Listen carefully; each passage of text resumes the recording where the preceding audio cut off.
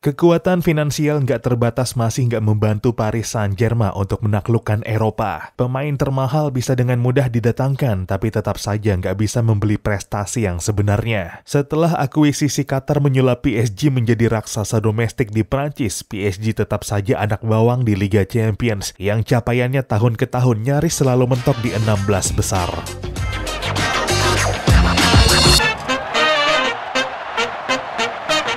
Halo dan selamat datang kembali di Papa Bola. Ya, sekali lagi 16 besar menjadi tempat Paris Saint-Germain tersingkir di Liga Champions. Comeback epic yang diimpikan ternyata cuma jadi asas semata. Setelah menang 1-0 pada leg pertama di Parc des Princes, Bayern Munchen menegaskan dominasinya atas Paris Saint-Germain dengan kemenangan 2-0 pada leg kedua di Allianz Arena, Kamis pagi 9 Maret 2023. PSG sebenarnya masih sangat bersaing sampai babak pertama tadi pagi. Namun pada babak kedua, Bayern benar-benar mengungguli PSG, yang 8 menit setelah gol pembukanya dianulir, akhirnya meresmikan juga keunggulannya lewat gol Eric Choupo-Moting pada menit 61. Hingga Serge Gnabry menyegel kemenangan Bayern lewat golnya pada menit 89 yang membuat Bayern makin di luar jangkauan tamunya. Di laga tadi pagi, PSG sebenarnya unggul dalam penguasaan bola, namun masih kalah jauh efektif dari Bayern. Total 12 tembakan dilepas Bayern di laga tadi pagi dengan 5 diantaranya on target, berbanding PSG 10 tembakan dengan 4 on target. Namun dari upaya tersebut, nyaris nggak ada serangan PSG yang benar-benar mengancam gawang Bayern yang dikawal Jan Sommer. Masterclass Matthijs de Ligt di lini belakang Bayern menjadi salah satu alasan klub Bavarian tersebut kembali menjaga clean sheet-nya melawan PSG. De Ligt yang memainkan 90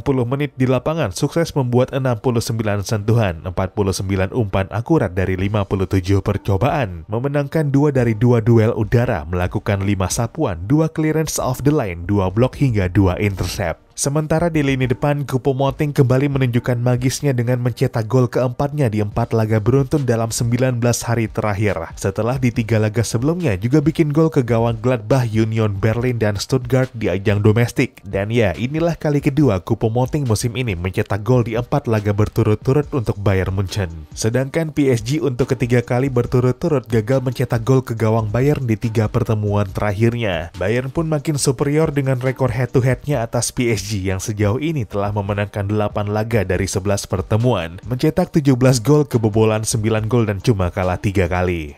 Liga Champions adalah trofi yang paling diidam-idamkan PSG, terutama sejak akuisisi Qatar Sports Investment pada 2011. Investasi besar-besaran membuat klub ibu kota Prancis tersebut menjadi klub bertabur bintang dan menjelma menjadi bukan cuma raksasa sepak bola Prancis, tapi juga raksasa sepak bola benua biru. Dalam 10 tahun sejak akuisisi KSI, 28 trofi sudah dimenangkan PSG, terutama ketika untuk pertama kali menjuarai Ligue 1 dalam 19 tahun pada 2013 lalu. Tapi sayangnya, dominasi PSG di pentas domestik gagal ditularkannya ke ajang Eropa. Padahal tentu trofi Liga Champions lah yang bakal menempatkan PSG di jajaran klub elit Eropa. Karenanya nggak mengejutkan jika Qatar tanpa ragu menggelontorkan uang dalam jumlah fantastis demi membangun tim mewah untuk mewujudkan mimpi yang satu itu. Dari membeli Neymar Junior pada 2017 dari Barcelona sebesar 222 juta euro yang masih jadi rekor transfer termahal sampai saat ini. Begitu juga perekrutan Kylian Mbappe pada tahun yang sama yang awalnya sebagai pemain pinjaman dari Monaco dan dipermanenkan semusim kemudian dengan biaya 180